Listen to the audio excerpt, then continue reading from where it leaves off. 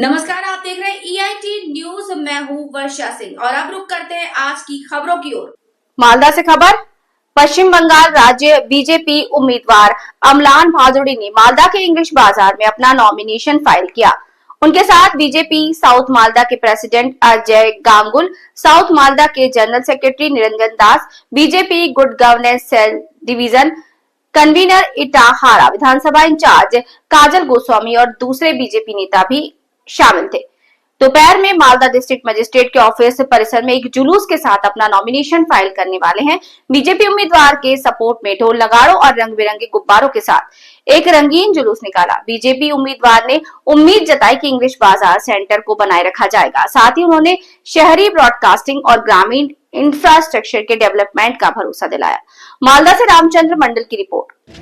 কি মনে করছেন এবার ইংলিশ বাজার সিটটা কি পুনরুদ্ধার হবে? বাংলার মুখ্যমন্ত্রী মমতা বন্দ্যোপাধ্যায় এবং আমাদের সেনাপতি অভিষেক বন্দ্যোপাধ্যায় এই ইংলিশ বাজারের মানুষের আশা আকাঙ্ক্ষা প্রত্যাশা পূরণের জন্য, সেবা করবার জন্য যে সুযোগ যে দায়িত্ব আমাদের উপরে ন্যস্ত করেছে, আমরা গোটা ইংলিশ বাজার বিধানসভা কেন্দ্রের সর্বস্তরের নেতৃত্ব শুধু নয়, শিল্পী, সাহিত্যিক, বুদ্ধিজীবী থেকে শুরু করে ব্যবসায়ী সমাজের কাণ্ডারি, মালদা মার্চেন্ট চেম্বার অফ কমার্সের সভাপতি জয়ন্ত কুণ্ডু, আমাদের পৌরসভার পৌরপ্রধান কৃষ্ণেন্দু চৌধুরী, আমাদের বিশিষ্ট সাহিত্যিক ঋত্বিক ঘোষ, তার থেকে শুরু করে শিল্পী, সাহিত্যিক, বুদ্ধিজীবী সর্বস্তরের প্রতিনিধিত্ব। এবং সবচেয়ে বড় কথা, আপনারা জানেন বিজেপি গত যে বিধানসভায় বিধায়িকা ছিলেন তিনি 5 বছর ধরে আসেননি। এবার যাকে বিধায়ক ভোটে বিজেপির প্রার্থী হিসাবে দাঁড় করাচ্ছে, পুরনো যারা কর্মী, পুরনো যারা নেতৃত্ব কর্মকর্তা, তারা কেউ খুশি না। এবং তারা সকলে একটা কথাই ভেবেছে যে দলবদলু বিজেপিকে একটিও ভোট নয়। কারণ যিনি বিজেপির প্রার্থী তিনি কোনো সময় ছোটোবেলায় ছিলেন কংগ্রেসে, তারপরে বিজেপিতে, তারপরে তৃণমূলে, আবার বিজেপিতে, আবার তৃণমূলে যাবেন বলে নাম লিখে রেখেছেন। 16-21 দুবারই হাতছাড়া হয়ে যায় ইংলিশ বাজার বিধানসভা হট সিট।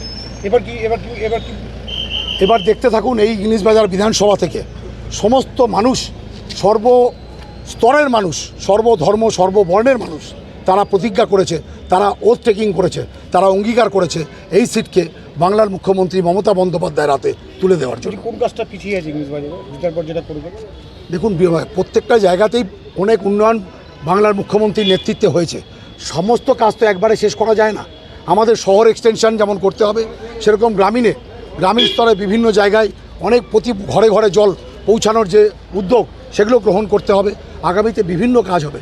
এই শহরকে মডার্নাইজ করা হবে, এই শহরকে আরও বেশি এক্সটেন্ডেড করে এখানকার যে যানজট সেটাকে আরও বেশি যাতে কন্ট্রোলড হয় সেই ব্যাপারে আমরা রেখাপাত করব।